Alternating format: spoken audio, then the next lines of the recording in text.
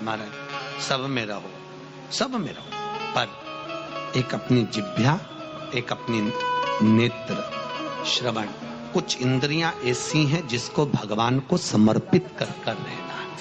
तुम बोलोगे नहीं मानेंगी, दुखी होगा। बेटों को बोलोगे बच्चे नहीं मानेंगे, दुखी होगे। तो बोलना ही क्या, मस्ती में रहो। जो बना है, तुम्हारा मन है दाल खाने का, मस्ती में खाइए, अलमस्त होकर बड़े प्रेम से। और स्कंद पुराण तो कहती है कि अगर चटनी रोटी भी खा रहे हो तो ये समझकर खाना कि मैं रसगुल्ला खा रहा हूं। और कभी मत कहना कि मेरी बहू ने चटनी रोटी बनाकर खिलाई, कहना मेरे को रसगुल्ला खिलाया।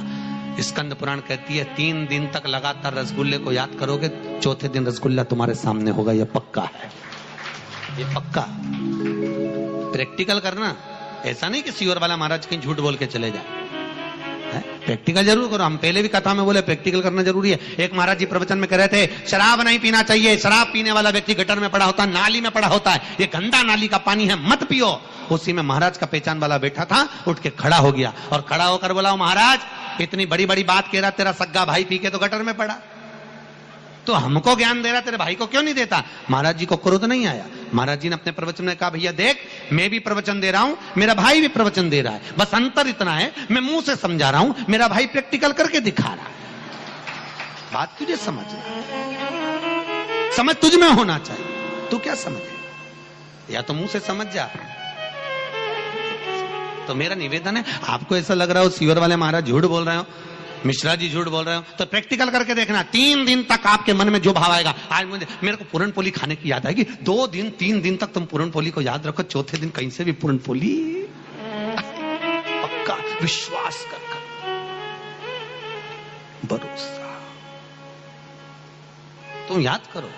और कई बार आपके साथ हुआ होगा, ऐसा कोई नहीं जिसके साथ नहीं हुआ। तुम याद करती कई बार कि मेरे को ऐसा करना, और वो चीज सामने हो जाती है। तुमने याद करा, 2 दिन 3 दिन तुम्हारे बस किसी किसी से मिलने की भी लगता होती ना कि मुझे इससे मिलना है, मेरे को उसको फोन पे बात करना, और तुम नहीं भी फोन लगाओगी तो उसका उपत के फोन आ जाएगा पक्का, क्योंकि ये दिल का कनेक्शन है, दिल का।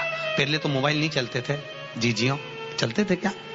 ये आज के समय में चलने लगे, पहले मोबाइल नहीं चलते थे। पर इसके बाद भी अगर माँ और बेटी का संबंध होता था, बाप और बेटे का संबंध होता था, भाई भाई का संबंध होता था, गांव से एक ललकता लगी होती थी, जिसको तुम याद करते थे वो याद कर कर कैसे भी अपने पास में सूचना पहुंच जाती थी और सम्मिलन हो जाता था। ये प्रेम, बहुत ध्यान देना साहब। शंकर में मंदिर में जाकर हम भगवान शंकर को जल चढ़ाएं तो खड़े होकर चढ़ाएं कि बैठ कर चढ़ाएं? अब 2 तरह का शिवलिंग है मंदिरों में, 2 तरह का शिवलिंग का निर्माण होता है, ठीक है? एक विष्णु शिवलिंग,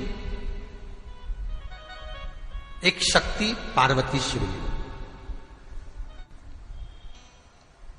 2 तरह का शिवलिंग मंदिरों में होता है, 2 तरह का शिवलिंग मंदिरों में होता है, समझ लेना बहुत अच्छी तरह से। एक शिवलिंग वो होता है जो जमीन पर डायरेक्ट जलाधारी रहती है, शिवलिंग रहता है, ऐसी जलाधारी पूरी की पूरी, और शिवलिंग जमीन पर रखा रहता है, भूमि पर रखा रहता है, डायरेक्ट जमीन पर।